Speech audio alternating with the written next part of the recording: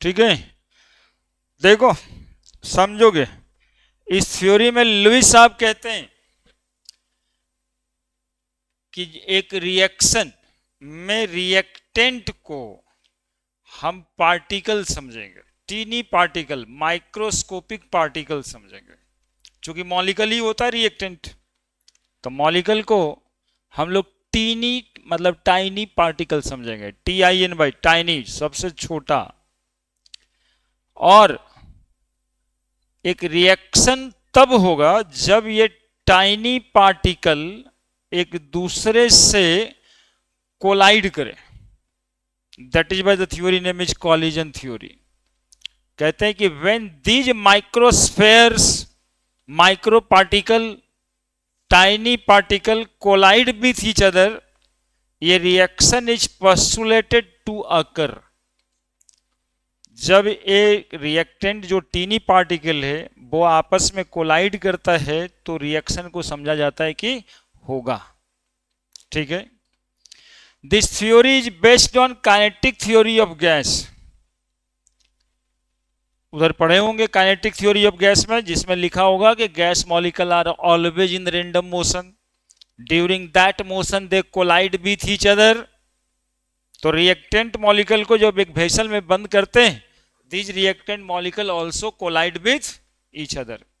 The collision is perfectly elastic and momentum before collision बराबर momentum after collision, kinetic energy before collision बराबर kinetic energy after collision। ठीक है, collision जो होगा वो perfectly elastic in nature होगा। ये lot of collision is possible in between these teeny particles, but all collision not leads to a complete formation of product। क्या बोले कि कॉलिजन के नंबर बहुत ज्यादा ही होते रहते होंगे, बहुत सारा कॉलिजन होता होगा, लेकिन हर कॉलिजन एक प्रोडक्ट का फॉर्मेशन कर देगा ऐसा नहीं है। जो कॉलिजन प्रोडक्ट का फॉर्मेशन कर देगा उसको इफेक्टिव कॉलिजन कहेंगे। ठीक है, तब इसके बीच में पॉइंट्स आएगा कॉलिजन फ्रीक्वेंसी, एक पॉइंट आएगा इफेक्टिव कॉलिजन फ्रीक्वेंसी। फिर हम लोग को पढ़ना होगा कि इस कॉलिजन फ्रीक्वेंसी और इफेक्टिव कॉलिजन फ्रीक्वेंसी में क्या डिफरेंसेस है, क्यों हर कॉलिजन प्रोडक्ट नहीं बना पाता है ना, क्या क्या रुकावटें आती है उसमें। तो दो तरह का बैरियर्स मिलेगा, एक एनर्जी बैरियर मिलेगा और एक ओरिएंटेशन बैरियर मिलेगा। जब दो पार्टिकल आपस में कोलाइड कर रहा हो तो उतना एनर्जी से कोलाइड नहीं कर पाए जिससे कि प्रोडक्ट बन पाए, तब भी इफेक्टिव कॉलिजन नहीं हो पाएगा। और दूसरा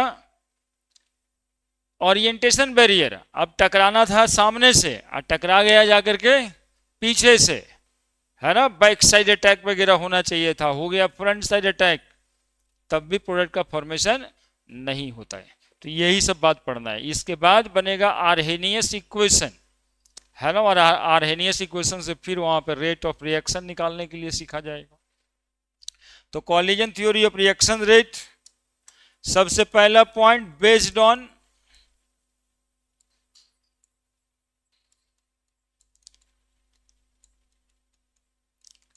kinetic theory of gas.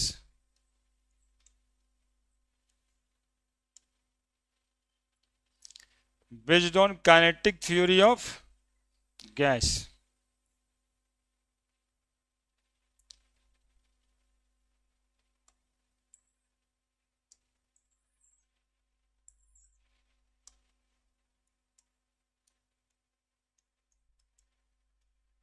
reactant molecule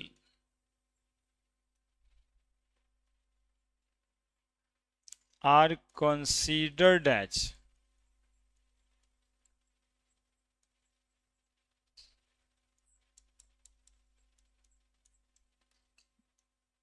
tiny particle, microsphere,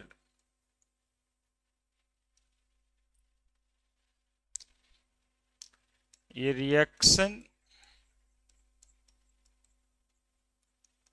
is said to occurs when these teeny particle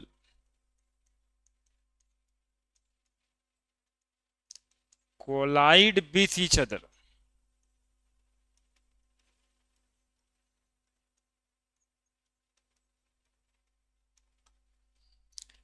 Reactant molecules are considered as teeny particle or microspheres. A reaction is said to occur when the teeny particle collide with each other. ये reaction is said to be occur. Reaction को occur होने का मतलब क्या है? Product का formation. Reaction को complete होने का मतलब है प्रोडक्ट का formation.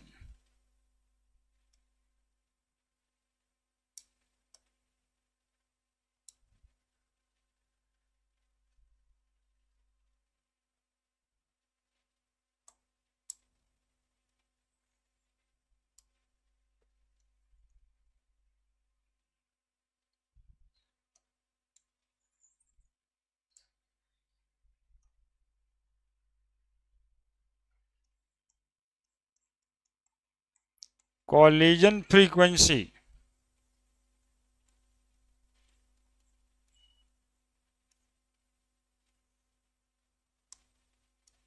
Z.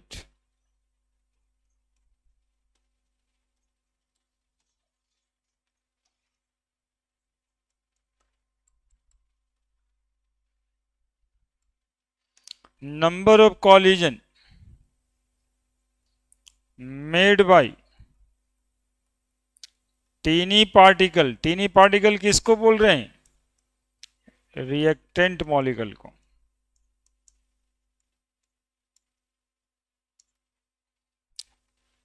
Number of collision made by tiny particle per unit time. Per unit volume of reaction vessel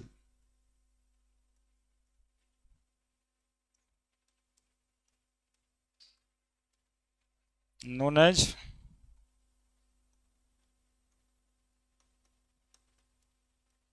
collision frequency. है ना? कॉलिजन देखो यहाँ पे काइनेटिक थ्योरी ऑफ गैस लिख दिए. इसका मतलब जितना काइनेटिक थ्योरी ऑफ गैस का पोस्टुलेट्स था सब यहाँ पे लागू होगा.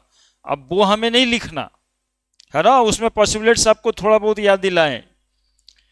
Reactant molecule are considered as tiny particle या माइक्रोस्फेयर्स. ये reaction is said to occurs when this tiny particle collide with each other. बस. Now the collision frequency. Number of collision made by tiny particle per unit time. Number बटा time को ही तो frequency कहते हैं. Per unit volume जोड़ दीजिएगा इसमें, चूंकि एक रिएक्शन वेसल्स में हो रहा होगा ये collision. Kinetic theory of gas में भी एक बक्सा बना के ही सर समझाए होंगे, है ना, कि ये पार्टिकल घूम रहा है, यहाँ घूम रहा है, यहाँ घूम रहा है, दीवार से टकरा रहा है, दो आपस में टकरा रहा है, लाइक दैट. कॉलिजन फ्रीक्वेंसी पढ़ना अब है कि कॉलिजन फ्रीक्वेंसी ऑब्जर्व होता है बहुत ही ज्यादा. कॉलिजन फ्रीक्वेंसी ऑब्जर्व होता है एक रिएक्शन के लिए बहुत ही ज्यादा. लिख दिया जे योगेश, लिखिए जल्दी जल्दी. चिंता कर करके लिखते हैं कि आज हो सर पढ़ाइए दिए, ऐसे नहीं.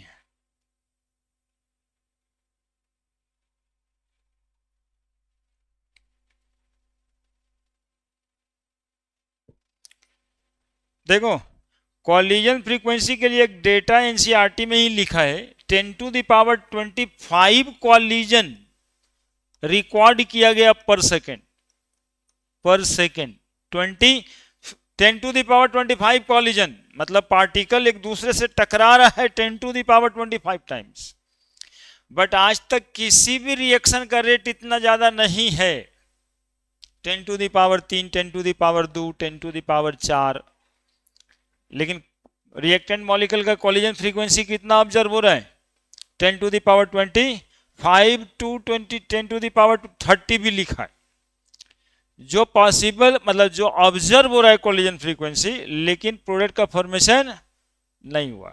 तो हम समझाते हैं कि देखो, रिएक्टेंट ए रिएक्टेंट बी आपस में क्या कर रहा है, कोलाइड कर रहा है। कोलाइड करके प्रोडक्ट बनाना था ए बी, लेकिन उससे बन नहीं पा रहा है। ए और बी कोलाइड कर रहा है 10⁻25 टाइम्स, लेकिन ये 10⁻25 टाइम्स ए बी का फॉर्मेशन नहीं हो पाता। 10⁻4 बार, 10⁻3 बार ही ए बी का फॉर्मेशन हो पाता है। ठीक है, तो लिखा है हेडिंग में, टॉड साहब समझाए हैं, बैरियर ऑफ कॉलिजन फ्रीक्वेंसी, है ना। बैरियर्स क्या है, क्यों इतना ज्यादा कॉलिजन फ्रीक्वेंसी होने के बाद किसी भी रिएक्शन का रेट इतना ज्यादा क्यों नहीं हो रहा है। मतलब हम पढ़ाने वाले क्या है, समझ में आया है क्या? कॉलिजन फ्रीक्वेंसी कितना बार हो रहा है, 10⁻25, और रिएक्शन का रेट क्या है, 10⁻4, 10⁻5। तो जब इतना पार्टिकल कोलाइड कर रहा है तो प्रोडक्ट बन जाना चाहिए था। तो हम इसको कहते हैं नहीं, कोलाइड नहीं कर रहा, वो छुआछुई खेल रहा है। छुआछुई जैसे बचपन में हम लोग खेलते थे, कोलाइड तो करते ही थे, लेकिन छू के भाग जाते थे, टच करके भाग जाते थे, कभी कभी गिरा देता भी था कोई। तो गिराया तब ना कुछ हुआ था जी, प्रोडक्ट बन गया था, टूट गया हाथ, धकेल दिया, तब ना होता था, सिचुएशन बनता था। लेकिन छुआछुई खेले होंगे तो 2-4 बार किसी को धक्का लग गया होगा, वो भी गलती से। एक्चुअली में रिएक्टेंट मॉलिक्यूल भी ऐसा ही कुछ कर रहा है। रिएक्टेंट मॉलिक्यूल 10⁻25 बार टकरा तो जरूर रहा है, लेकिन इस टक्कर में एनर्जी की कमी है ताकि वो प्रोडक्ट बन जाए। ठीक है, इस टक्कर में ओरिएंटेशन की कमी है। जैसे तुम्हारे भी टक्कर में ओरिएंटेशन का कमी था कि अरे सीधे धकेलते तक गिर जाता, थोड़े हथे लगा, पीठिया तक नहीं लगा। उस तरह से मॉलिक्यूल भी टकरा रहा है तो एज पे लग रहा है, यहां लग रहा है, वहां लग रहा है, लाइक दैट। इसलिए कॉलिजन इतना ज्यादा होने के बावजूद प्रोडक्ट उतना ज्यादा नहीं बन रहा है। तो बजाबता एक टॉपिक लगेगा यहां पे, however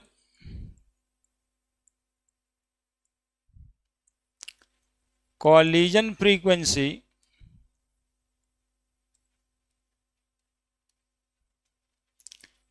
for the reaction is very high, but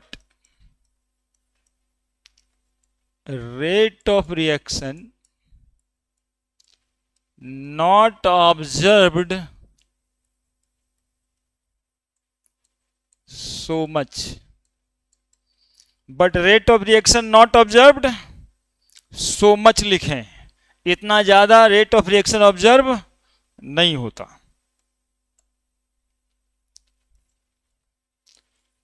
तो barriers barriers barriers barriers factor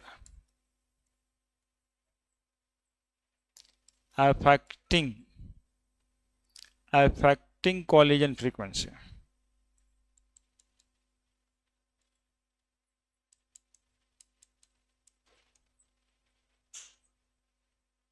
देखो, समझना क्या है, ये पहले बातें समझ में आनी चाहिए। तुम लोग को आ चुका है आई थिंक सो कि क्या समझना है इसमें।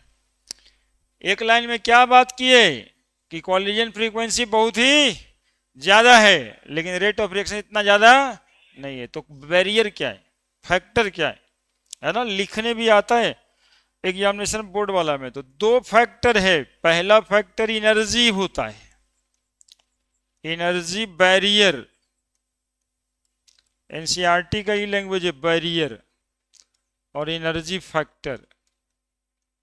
और दूसरा होता है इसमें orientation factor.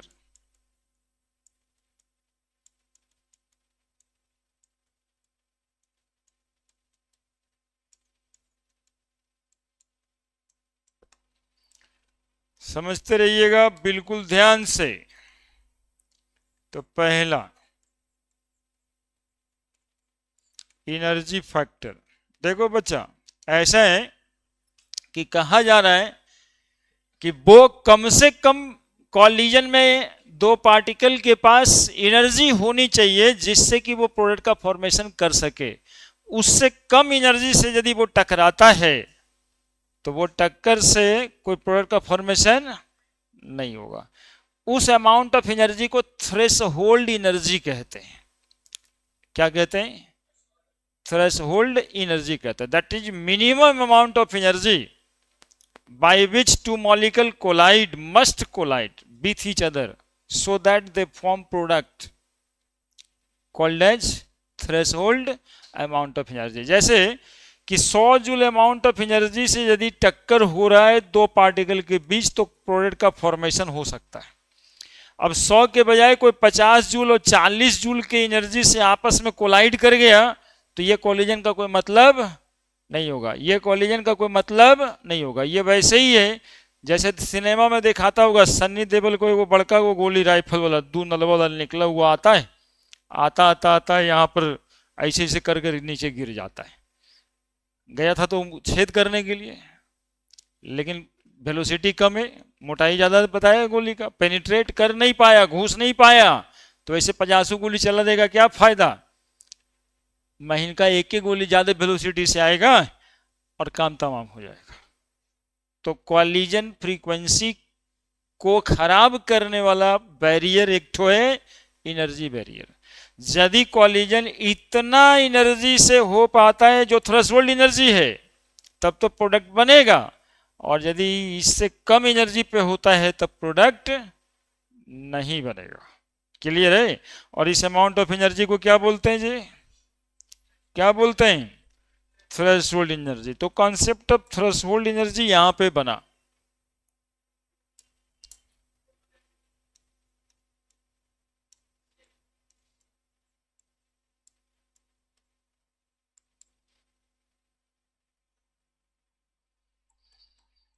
The minimum amount of energy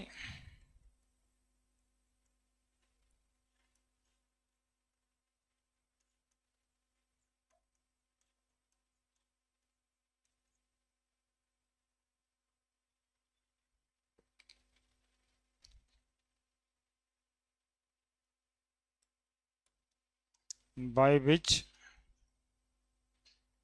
a reactant molecule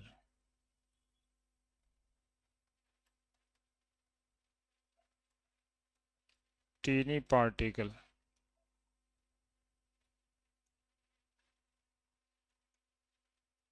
must collide with each other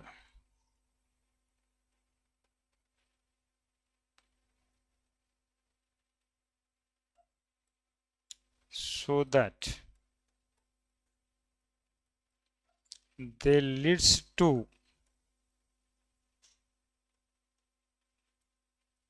formation of product known as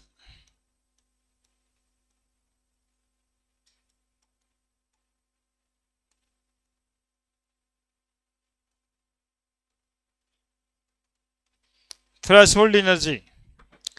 The minimum amount of energy by which a reactant molecule or tiny particle must collide with each other so that they leads to formation of product known as threshold energy।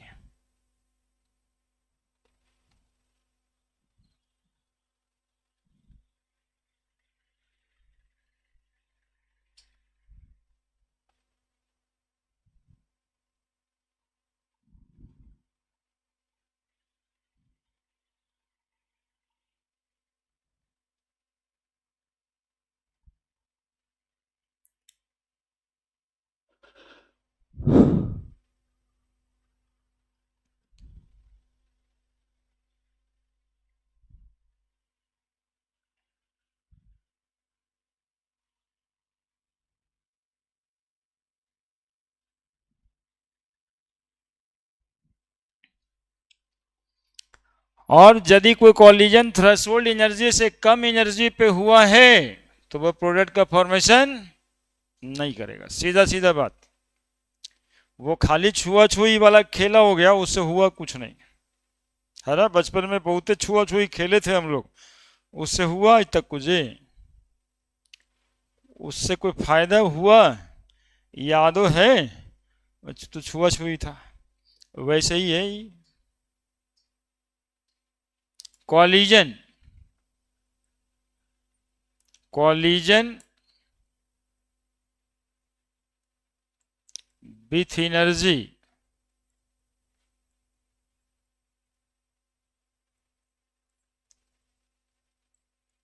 Less than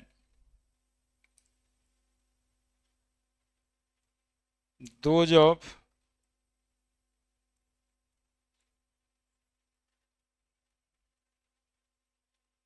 threshold energy. Collision with energy less than dose of threshold energy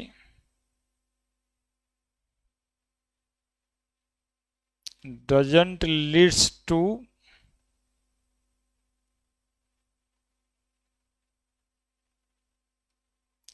formation of product.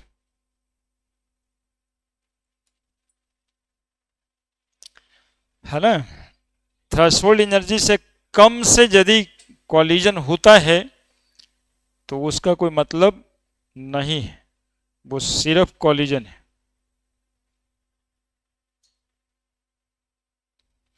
Collision with energy less than those of threshold energy does not leads to formation of product. तो यहां से एक बात निकल के आया, कौन सी energy? Threshold energy.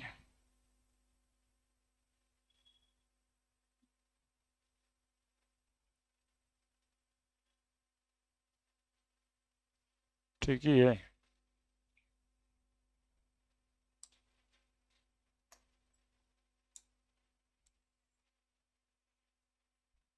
बढ़े।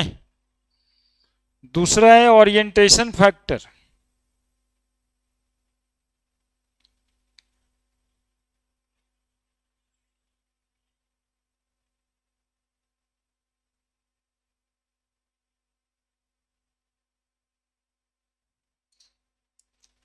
दूसरा orientation factor.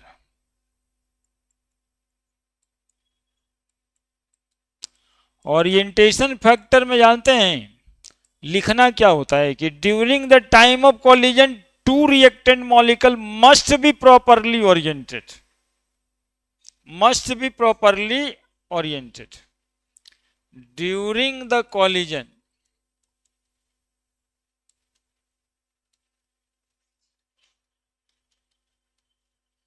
during the collision two reactant molecule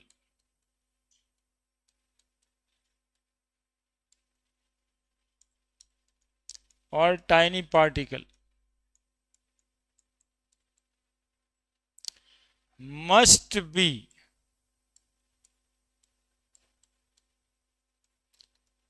properly oriented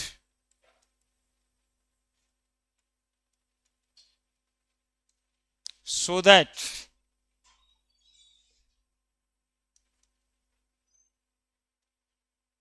they collide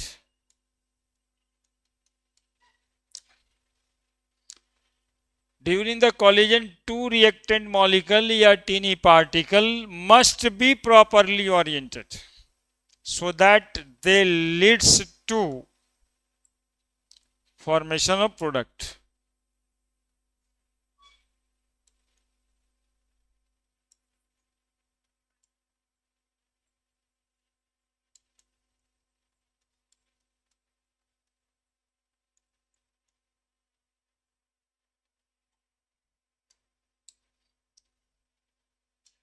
देखो क्या होता है इसका मतलब, during the collision two reactant molecule और tiny particle must be properly oriented so that they leads to formation of product. improper orientation, improper orientation of colliding particle, of colliding particle leads to only bounce back,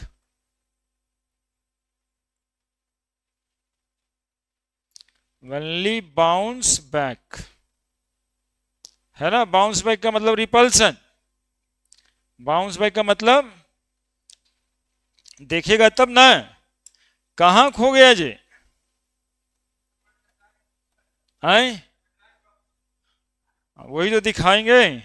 CH3Br या CH3OH लिख देते हैं ऐसे, पूरा structure देखो, HHH, ठीक है। और यहां पे NaBr लिखते हैं, Br माइनस है, Br माइनस, और यहां C और OH, तो किस पर माइनस पड़ेगा, OH पे।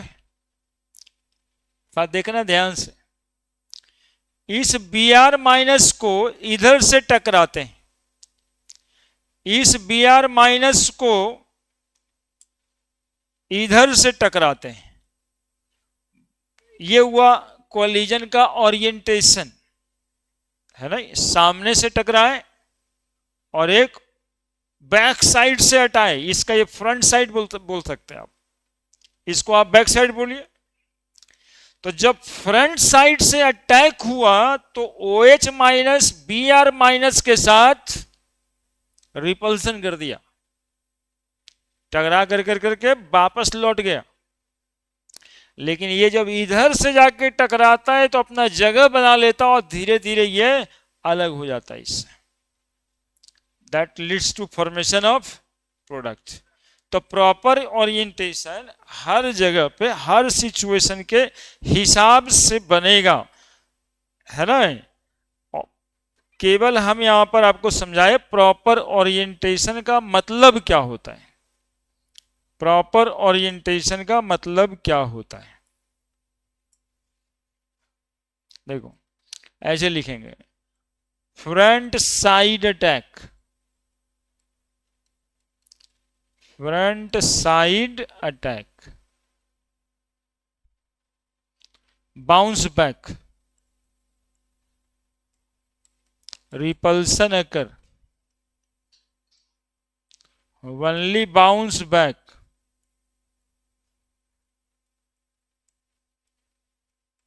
माथा फुटबॉल जिसको कहते हैं, सामने से टकरा के क्या किया, यह माथा फुटबॉल किया। बैक साइड अटैक, इसको बोल रहे हैं बैक साइड, इसको बोल रहे हैं बैक साइड।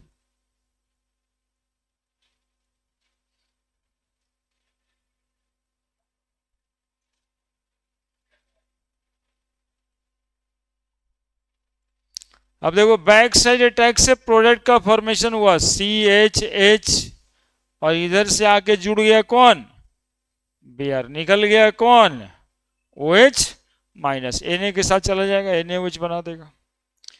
तो ये हुआ फ्रंट साइड, ये हुआ बैक साइड। इसको हम लोग क्या बोलेंगे, प्रॉपर ओरिएंटेशन, इसको बोलेंगे प्रॉपर ओरिएंटेशन, और इसको बोलेंगे हम लोग इम्प्रॉपर ओरिएंटेशन। तो जब कॉलिजन हो रहा था इनप्रॉपर, जब कॉलिजन हो रहा था तो ढेर सारा कॉलिजन हुआ होगा, कुछ प्रॉपर कॉलिजन्स भी होंगे, कुछ इम्प्रॉपर कॉलिजन्स भी हुए होंगे। तो यदि कॉलिजन इम्प्रॉपर हो गया, अटैक इम्प्रॉपर हो गया, तो प्रोडक्ट का फॉर्मेशन नहीं होगा। लिखिए,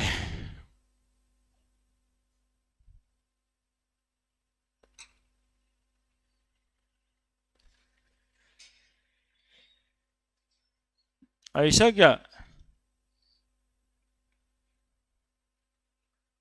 हम्म, कहाँ चले गए थे?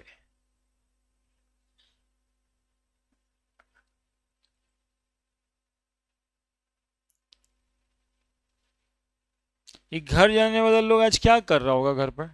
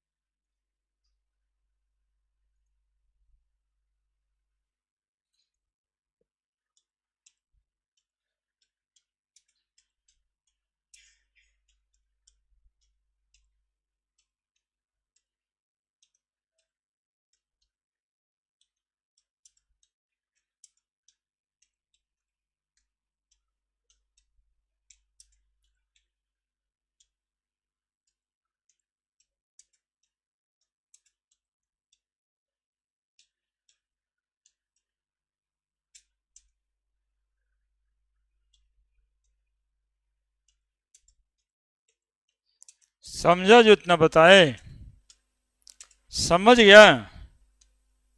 कॉलिजन फ्रीक्वेंसी तो बहुत ज्यादा होता है, तो क्या हर एक कॉलिजन प्रोडक्ट बना देगा क्या? बना देगा क्या? तो कहेंगे नहीं। जिसका प्रॉपर एनर्जी होगा और प्रॉपर ओरिएंटेशन होगा, सिर्फ वही कॉलिजन प्रोडक्ट का फॉर्मेशन करेगा।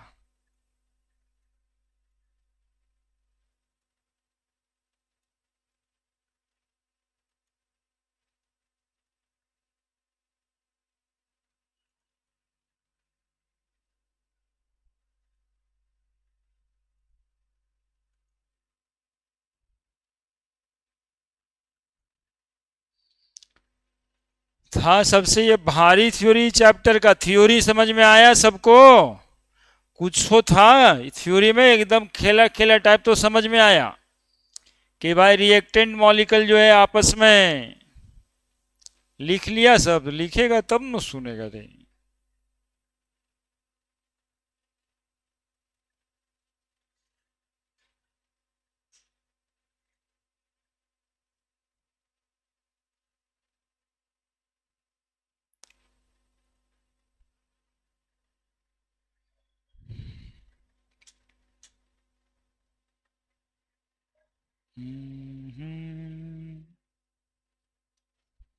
लाइव कर दिया, लिखा। अब क्या हुआ? ओरिएंटेशन फैक्टर समझ में आया कि कॉलिजन तो हुई, लेकिन कॉलिजन का यदि ये फ्रंट साइड से कॉलिजन हुआ तो ये फ्रंट साइड से, जैसे गांव घर में कहते हैं माथा फोरवल किया है, कि मथे फोरवल हुआ है। बैक साइड से अटैक करके प्रोडक्ट का फॉर्मेशन हो गया है ना। तो यहां पे front side attack improper orientation है, और जबकि बैक साइड अटैक प्रॉपर। ये ऐसा नहीं कि सब जगह ऐसा ही होगा, बहुत जगह पे फ्रंट साइड अटैक ही प्रॉपर ओरिएंटेशन होगा। ठीक है, तो हर जगह जगह पे वो डिपेंड करेगा। बढ़ रहे हैं। अब देखिए, जितना कॉलिजन फ्रीक्वेंसी जो थ्रेशोल्ड एनर्जी के साथ होगा और इस प्रॉपर ओरिएंटेशन के साथ होगा, वो प्रोडक्ट का फॉर्मेशन करेगा, और उस कॉलिजन फ्रीक्वेंसी को हम कहते हैं इफेक्टिव कॉलिजन फ्रीक्वेंसी। यानी number of collision made by reactant molecule या tiny particle per unit time per unit reaction volume which leads to formation of product called as effective collision frequency। तो अगला term है Z effective collision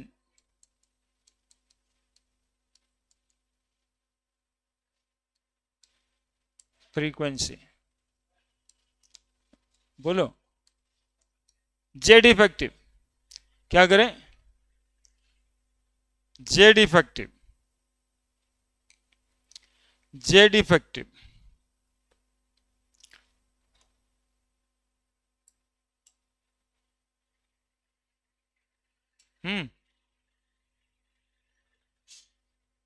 effective collision frequency.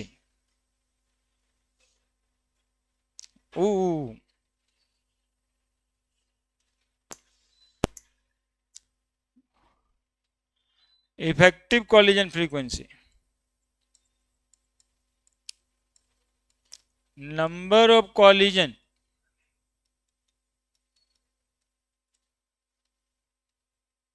Made by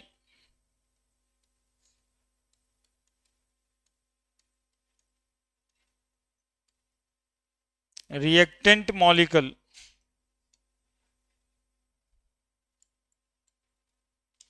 which leads to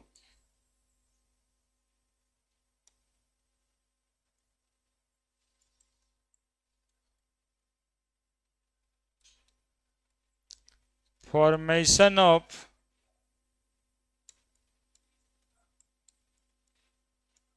product per unit time per unit volume of reaction vessel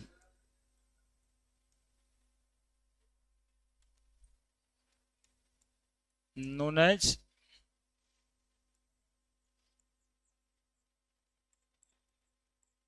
effective collision frequency।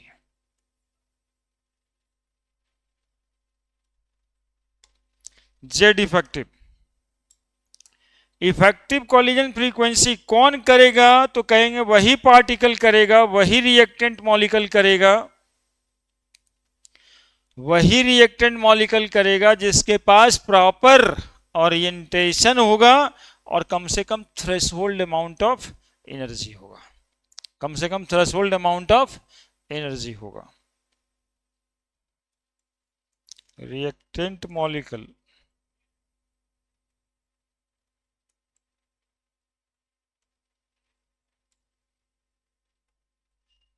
having threshold amount of energy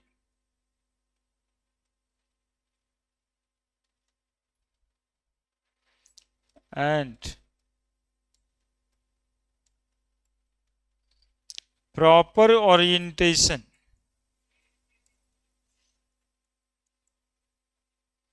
reactant molecule having threshold amount of energy and proper orientation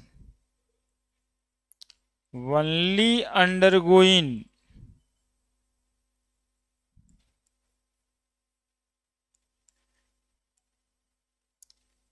effective collision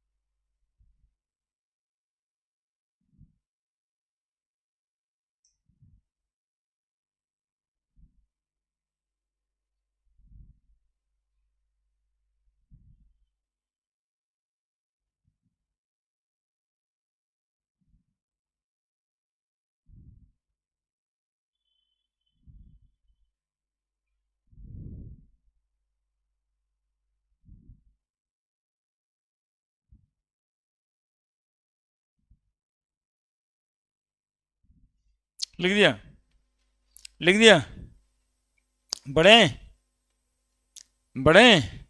अब देखो इसी का mathematical interpretation कह सकते हो, Arrhenius आप कर दिए, ठीक है। इसी का मैथमेटिकली जितना थ्योरी है ना उतना मैथ लगा दिए उसमें। अभी तक हम लोग को ये पता चला कि रेट ऑफ रिएक्शन किसके डायरेक्टली प्रोपोर्शनल होगा।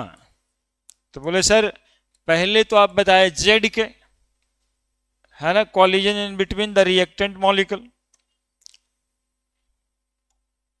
जहां जेड बराबर क्या था, कॉलिजन फ्रीक्वेंसी।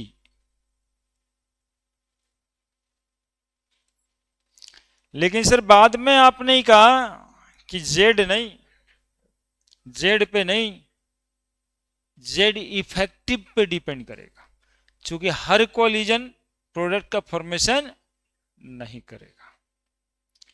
तो सर बताए फिर रेट बराबर या directly proportional to Z effective, जहां पर जेड इफेक्टिव हुआ भाई रेट ऑफ रिएक्शन उसी पे ना डिपेंड करेगा जी जो प्रोडक्ट बना दे, इफेक्टिव कॉलिजन फ्रीक्वेंसी। हाँ, तभी तो बना, दोनों लिख।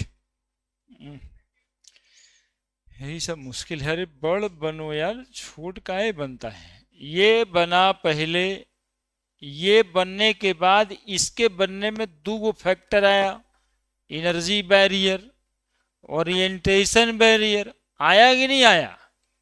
तो फिर इस पे डिपेंड किया, तो वही दोनों बात कह रहे हैं।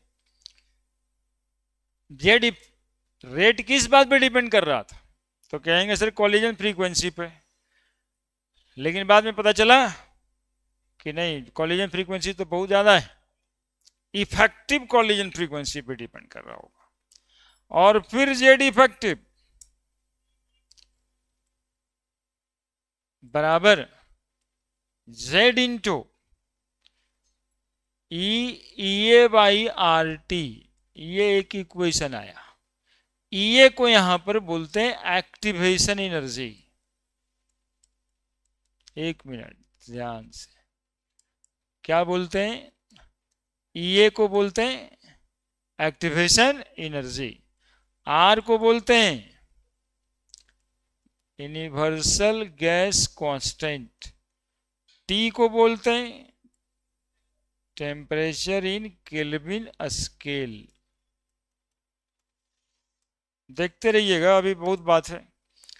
और पूरा exponential E by R T को क्या कहते हैं, इसको कहते हैं fraction of molecule undergoing effective collision. क्या कहते हैं, ई बाई आर टी को। देखो अब जैसे कि कॉलिजन फ्रीक्वेंसी 100 था, लेकिन अब हमें पता चला कि अरे भाई 100 तो कोलाइड करता है, लेकिन इतना सब कॉलिजन बेकारे होता है, इसका 1/10 भाग तो इफेक्टिव कॉलिजन फ्रीक्वेंसी में जाता है। तो क्या करेंगे, 100 गुना 1/10, तो 1/10 क्या हुआ, fraction of molecule undergoing in effective collision, that is E by R T. इसको क्या बोल रहे हैं हम लोग, fraction of molecule undergoing in effective collision. बोले सर अचानक से ला कैसे दिए, अचानक से नहीं कुछ लाए। देखिए पीवी बराबर क्या पढ़े थे, एनआरटी। पीवी को क्या कहते हैं, बर्गडन, बराबर क्या पढ़े, एनआरटी। बर्गडन के बराबर एनर्जी, यहां पे हो गया एक्टिवेशन एनर्जी, बराबर क्या पढ़े, एनआरटी। नंबर ऑफ मोल बराबर क्या हो गया, E by R T. Number of mole ही ना बताएगा जी, fraction of molecule, n by N A, यही बताया, E by R T, fraction of molecule undergoing in effective collision. वो फ्रैक्शन ऑफ मॉलिक्यूल है यानी नंबर ऑफ मोल ही है, लेकिन किस टर्म में है? एनर्जी के टर्म में, है ना। W/RT बराबर नंबर ऑफ मोल, EA/RT बराबर fraction of molecule undergoing in effective collision. अब सुनिए, एक फैक्टर और है, तो रेट बराबर, rate is directly proportional to, अब क्या लिखेंगे हम? Z इंटू EA/RT लिखेंगे, लिखेंगे, बोलो, लिखेंगे। ये इफेक्टिव कॉलिजन हो गया क्या? अब रेट को बराबर करने के लिए एक कांस्टेंट ले आते हैं, ठीक है।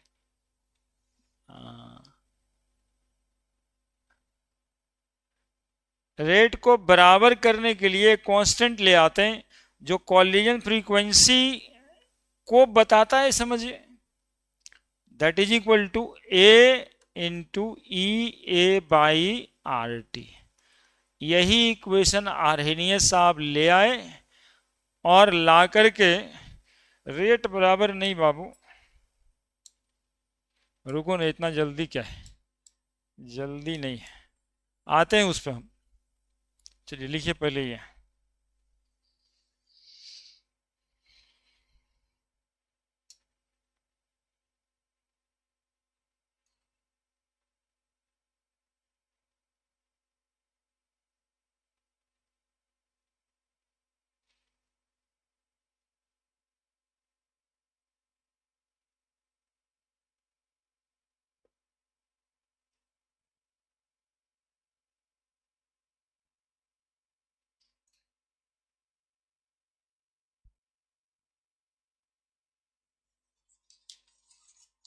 आर्हेनियस साहब का इक्वेशन ले आते हैं।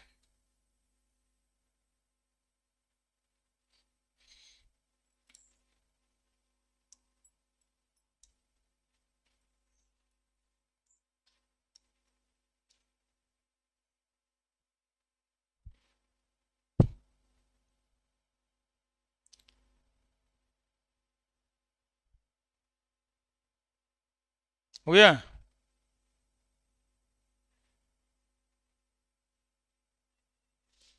लिखा? बहुत जोर से बोलना पड़ रहा है। लिखे? इसको इक्वेशन 1 बना दो। देखो कहां से आ रहा है, रेट बराबर डायरेक्टली प्रोपोर्शनल टू Z। फिर नहीं हुआ, Z नहीं भाई, Z नहीं भाई, Z इफेक्टिव हुआ, और Z इफेक्टिव बराबर फिर से आ गया Z इंटू EA/RT। तो rate is directly proportional to Z effective, that is Z EA/RT। दूसरा एक छूट रहा है इसमें, rate is directly proportional to P, equation 2, P बराबर ओरिएंटेशन फैक्टर। कोई मैग्नीट्यूड रखा होगा, कोई मैग्नीट्यूड रखा होगा जो ओरिएंटेशन फैक्टर के बराबर है। तो rate directly proportional to P, rate directly proportional to Z into EA/RT। Now from equation 1 and 2,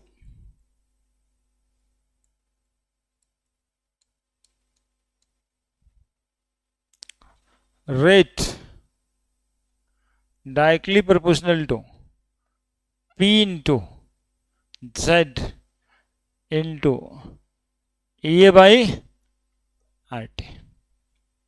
ठीक है, देखा होगा तुम लोग बाबू, पहले यहाँ देख लो फिर उतारना। जीरो ऑर्डर रिएक्शन के लिए तुम लोग पढ़ा था,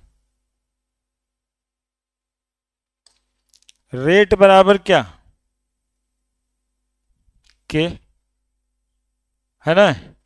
ना इक्वेशन 3 और इक्वेशन 4 से हम एक बात लिखना चाहेंगे, फ्रॉम इक्वेशन 3 और 4, इस रेट के जगह पे क्या लिख दें k directly proportional to P into Z ये बाई आर टी। थोड़ा देखना जी, यहाँ पे लिख सकते हैं कि ना लिख सकते हैं? जानते हो क्या किए? रेट बराबर के लिखे, के निकाल लिए। अब के निकालने के लिए हम लोग को फर्स्ट ऑर्डर रिएक्शन का भी पता है, सेकेंड ऑर्डर का भी पता है, सीड ऑर्डर का भी पता है, सबका के तो हम निकाल ही सकते हैं। और जब के निकल जाएगा तो रेट ऑफ रिएक्शन तो निकल ही जाएगा ना, कि रेट बराबर के इंटू कंसंट्रेशन का पावर 1, कंसंट्रेशन का पावर 2। तो के निकाल लेंगे और रेट ऑफ रिएक्शन निकाल देंगे। तो रेट बराबर directly proportional to P into Z. Now अब आ रहे हैं भाई साहब, के बराबर A into E A by R T, where A is called as Arrhenius constant, है ना, जो दो चीज बताता है, ओरिएंटेशन फैक्टर भी बताता है, क्योंकि हर रिएक्शन का अलग अलग होगा, और कॉलिजन फ्रीक्वेंसी भी बताएगा, जो हर रिएक्शन का अलग अलग होगा। और ये हमें याद नहीं रखना है, ये आर्हेनियस साहब का टेंशन है, हर रिएक्शन में आर्हेनियस कांस्टेंट दिया रहेगा, आपको रेट कांस्टेंट निकालना होगा।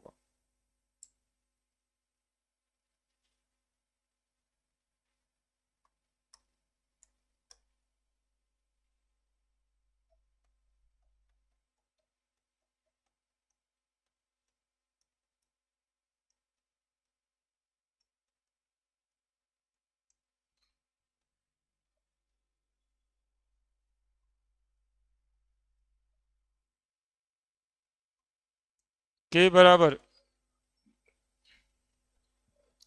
लिखिए,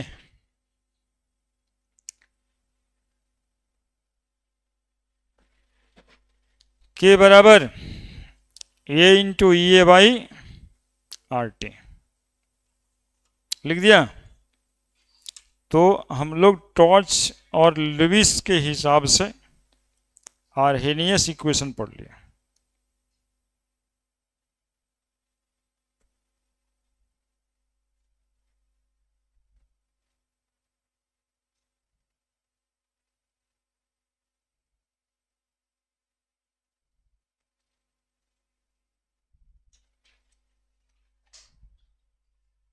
हो गया?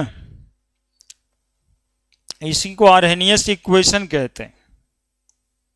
इसी को क्या कहते हैं?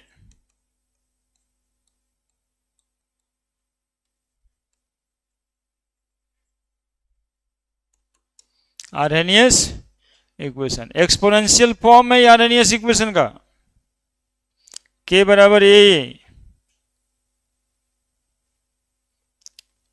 के बराबर ए ई ए बाई आर टी। ई ए को एक्टिवेशन एनर्जी कहते हैं। किसको कहते हैं आगे आएगा, बोलो क्या लिख दें? एल एन के बराबर l n A minus E A by R T.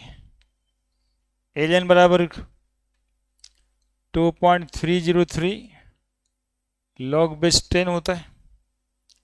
2.303 log के बराबर 2.303 log A by R T. तो बताओ, सॉल्व करने वाला इक्वेशन बनेगा ऐसे, लॉग के बराबर लॉग ए माइनस पूरे इक्वेशन में हम 2.303 से डिवाइड कर दिए, 2.303 आर टी। लॉग के बराबर, हमने आर्हेनियस इक्वेशन खाली लिख नहीं दिया, कहां से आया है और कैसे आया है भी बता दिए हैं।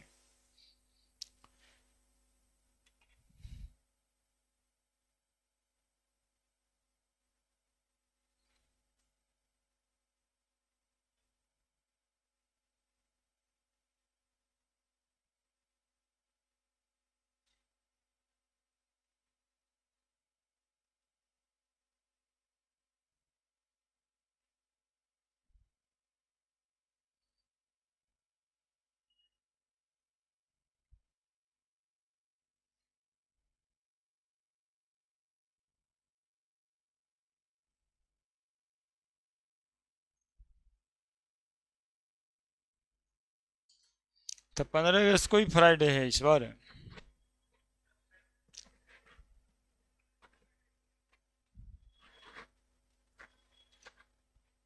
15 अगस्त को थर्सडे है।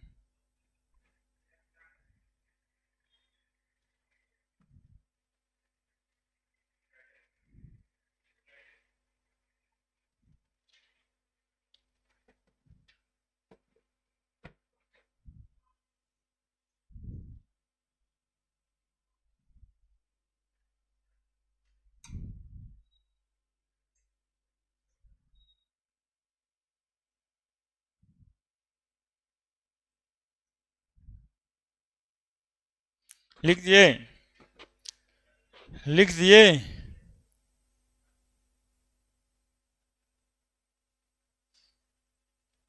अब देखो आगे बढ़ते हैं, इससे पहले log के बराबर log A by 2.303 R T. These all are the Arrhenius equation. ये फॉर्म में आ जाए, ये फॉर्म में आ जाए, ये एक्सपोनेंशियल फॉर्म हो गया। ये एलियन वाला यदि इक्वेशन आता है तब, और ये तो न्यूमेरिकल सॉल्व होने वाला इक्वेशन यही है। अब इसको देख के आपको पता चलेगा कि log के बराबर log A minus A by 2.303 R गुना 1/t।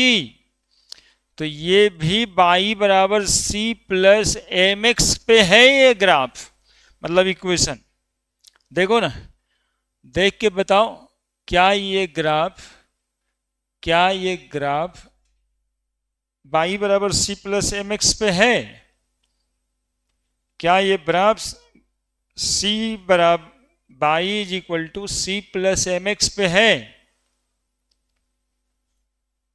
बाई हो गया ये जी, एक्स कौन है, एम क्या है, सी क्या है। तो क्या लिखेंगे, this equation follow equation of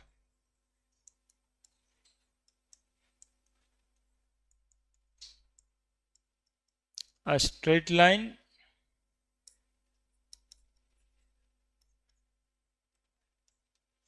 with negative slope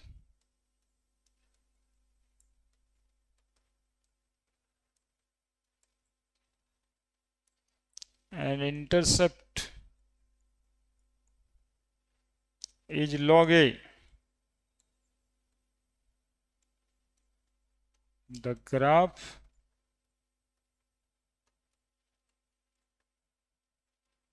in between log k and 1/t is a straight line.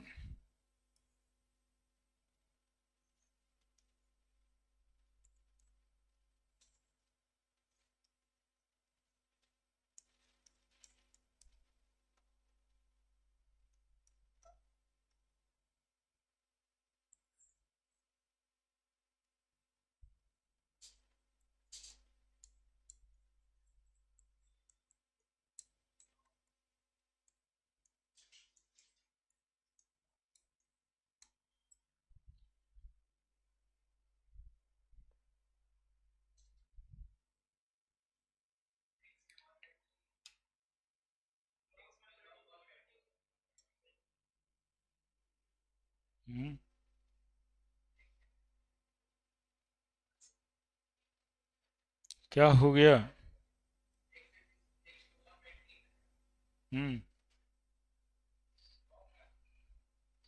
log के 1/t के बीच ग्राफ है।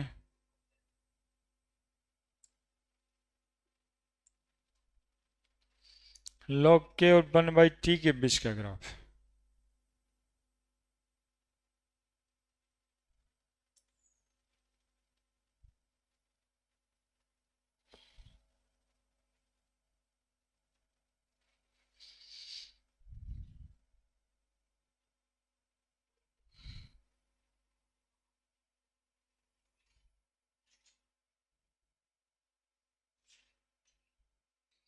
तब सौरभ देखा, दुनिया जैसे तुम सोचते हो वैसे नहीं, ये अपने हिसाब से चलता रहता है।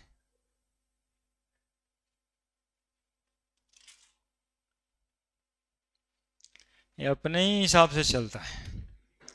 यहाँ पे जो है ना, आपको बस अपना रोल ही परफॉर्म करना है, ज़्यादा कुछ नहीं है। एक समान सिस्टम को नहीं बनाना है, इस सिस्टम में रह करके काम करना है।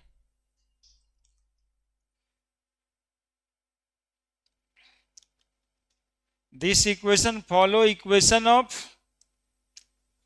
Straight line with negative slope. Slope का वैल्यू देख रहा है, एक्टिवेशन एनर्जी निकालने के लिए आ जाएगा।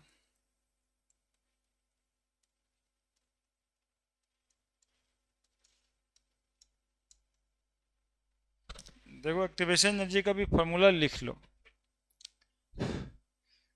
गड़बड़ आवाज में बैलेंसिंग के वजह से समस्या है।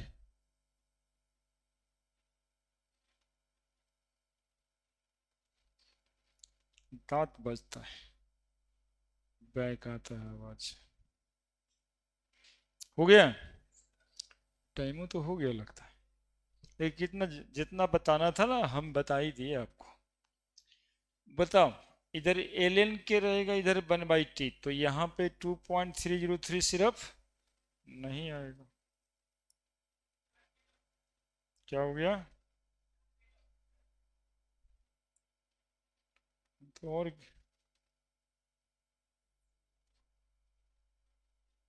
के सवाल का क्या जवाब दूं? बताओ क्या, किस लिए पूछ रहा है? लास्ट ही समझो।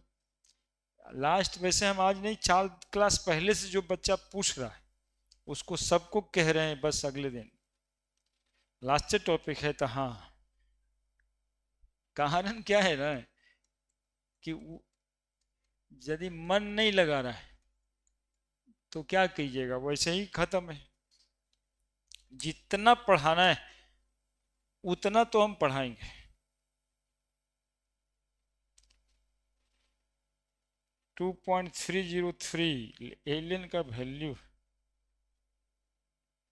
एलियन बराबर 2.303 होता है। देखो बच्चा पूछा है भाई, ध्यान दिया लगता है। एलियन बराबर होता है 2.303 लॉग।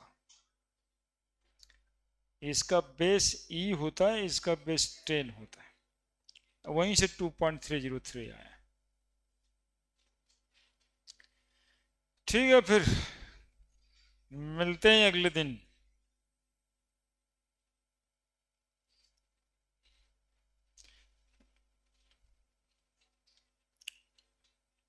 लास्ट ही चल रहा है बच्चा।